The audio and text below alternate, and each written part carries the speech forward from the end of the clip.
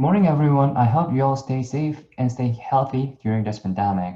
Today, I would like to talk about model-based control of alkaline pretreatment for enhanced cellulose accessible surface area. Let's start with introduction. Simply speaking, biorefining is converting biomass into biofuel.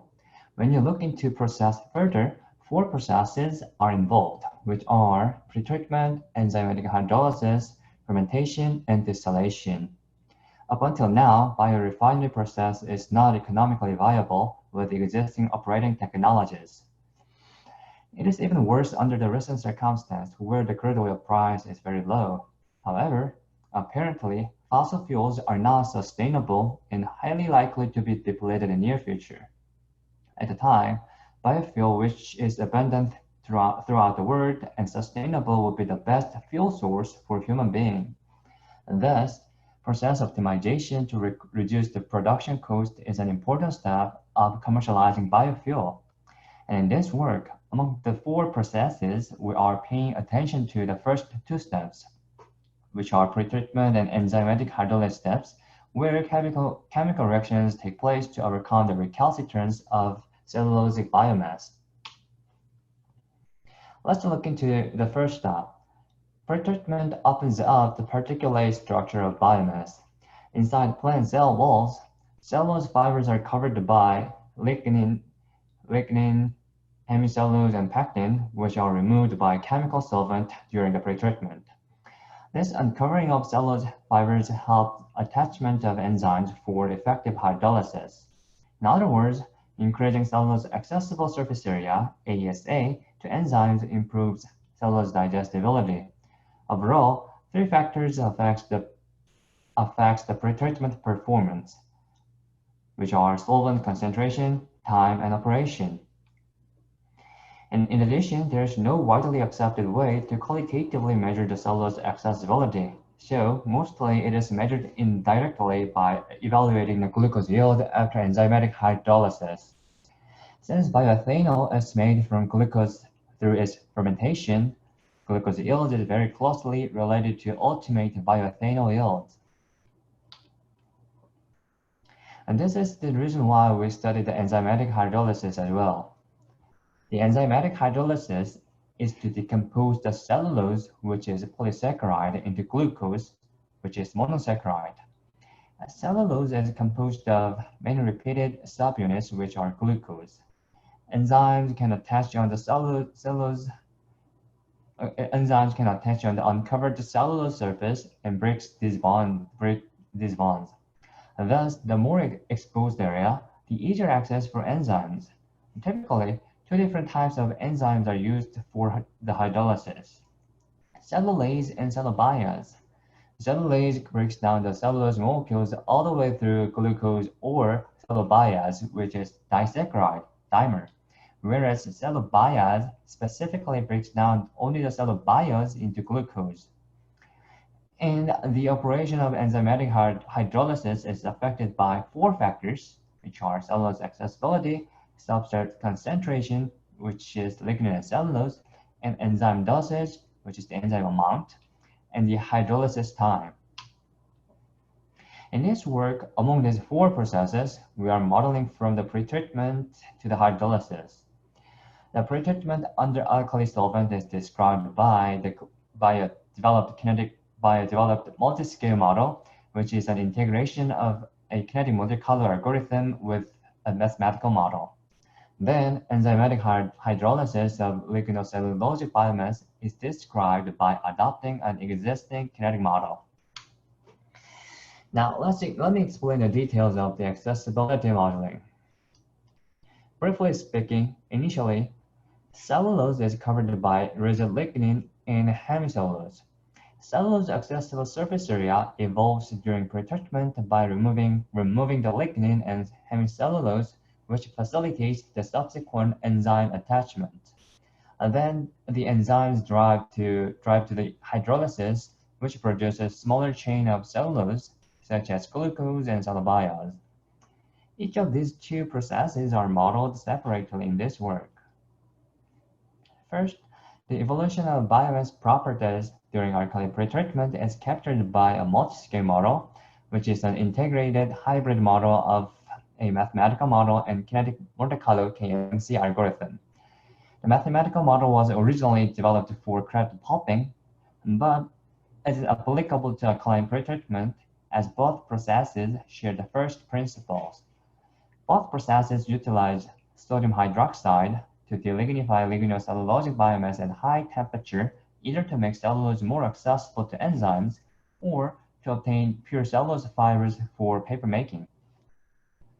While the mathematical model captures the microscopic phenomena such as mass and energy transfer, a kinetic Monte Carlo algorithm is employed to describe the microscopic events such as evolution of cellulose accessible surface area, ASA. In a KMC simulation, to reflect the realistic structure of cell walls, a hierarchical structure with cellulose microfibrils is introduced to the simulation lattice area. In the cross-section of plant fibers, several layers are deposited with different thickness and different chemical compositions, mainly with lignin, cellulose, and hemicellulose. The internal liquid resides inside of pores, and the lignification is assumed to take place only at the contacting surface area between the liquor and the solid phase. And lastly, the size of single lattice site is said to be 3.5 nanometer, which is the diameter of cellulose elementary fibril. And then the cellulose accessibility is modeled by counting the number of contacting sites of cellulose component. In addition to the cellulose accessibility, 3 more variables are predicted by the multi-scale model and used as initial conditions for the subsequent enzymatic hydrolysis. The 3 variables are cellulose concentration, lignin concentration, and solid recovery. Solid recovery is the residual biomass portion after pretreatment, since there is inevitable loss of solid mass, which are mostly from decrease in lignin, but some of cellulose as well. And thus, solid recovery also determines overall glucose production. After pretreatment, a multi-reaction kinetic model is modified and adapted to capture the enzymatic hydrolysis. As mentioned, cellulose is a polysaccharide, which is decomposed by cellulase, the red enzyme, all the way through glucose and cell bias, but cannot break bond of cell bias. Therefore, this cell bias is decomposed particularly by cell bias, the blue enzyme. The kinetic model describes the hydrolysis with these 3 reactions, which are expressed by R1, R2, and R3. And based on these reaction rates, the 3 ODEs on the right side are formulated to calculate the glucose production, glucose concentration after the hydrolysis. Once the model that captures both the pretreatment and hydrolysis is constructed, the model is then validated. Since the cellulose accessibility is affected by multiple direct and indirect factors, such as pore size and cellulose crystallinity, as I mentioned earlier, there is no widely accepted method to qualitatively measure the accessibility at this point. And therefore, in this work, the model is validated by comparing the glucose yields of simulations and experiments after hydrolysis, which is a reasonable way because the enzymatic digestibility is ultimately dependent on the surface area accessible to enzymes. So, under 5 sets of experimental data with different pretreatment temperatures, alkali concentrations, and times, the corresponding glucose yields are predicted when the hydrolysis conditions are fixed, such as enzyme dosage and hydrolysis time.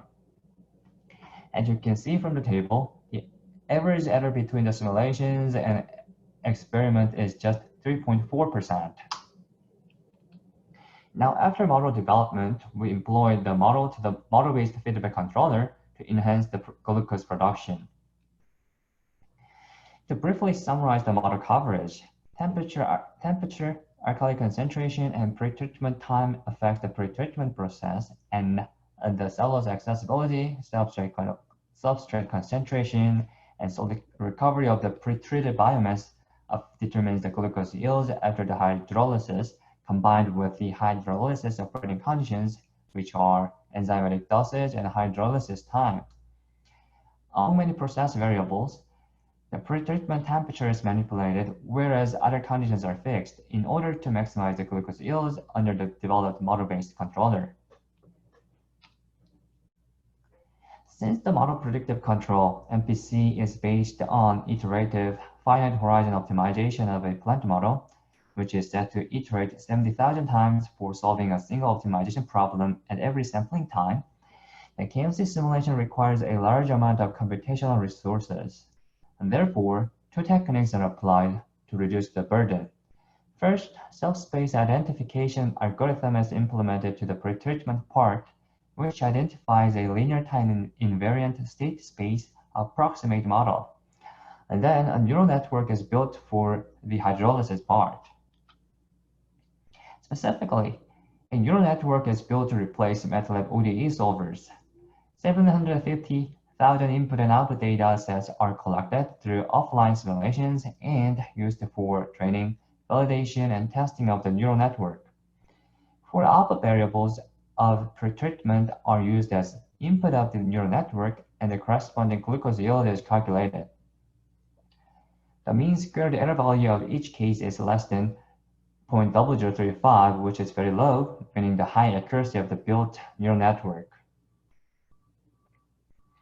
Then, in the cost function of the MPC system, two terms are considered. First, the overall pretreatment heat use, and second, glucose yield. The developed approximate model and neural network are utilized for output estimation, and minimum and maximum reactor temperature values are given as an input constraint. By solving the optimization problem, an optimal input trajectory, which is a free liquid phase temperature, is computed and applied to the reactor. To sum up, the controller is designed to increase the glucose yield while penalizing the high temperature, which represent a large heat use. And then the closed loop operation result is compared with the conventional constant temperature method. As you can see, working under the controller, instead of applying constant temperature, glucose production increased by 46% while consuming only 7.2 more heat energy. Once this result is obtained, we wondered how come the enhanced glucose yield is achieved under the MPC system with the approximate models. In order to understand the cause of the noticeable rise in glucose yield, we took a careful look at the closed loop operation and found that a large amount of heat was applied after 30 minutes of pretreatment. Because the longer biomass sits in the pretreatment reactor, the larger porosity is achieved due to the delignification, which in turn provides a greater contact area between the solid part of the biomass and the alkali solvent. So we performed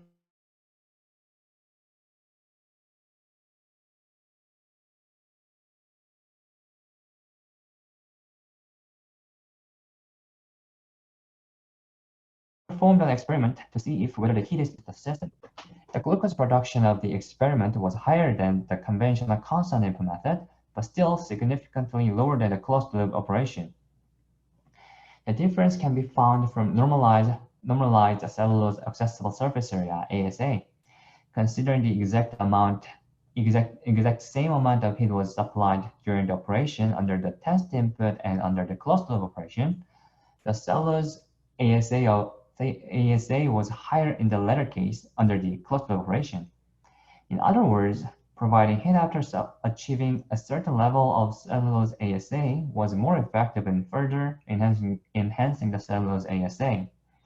Owing to the different final cellulose ASA from the alkaline pretreatment, the glucose yield after enzymatic hydrolysis were also different, which explained the free liquid temperature profile by the MPC system.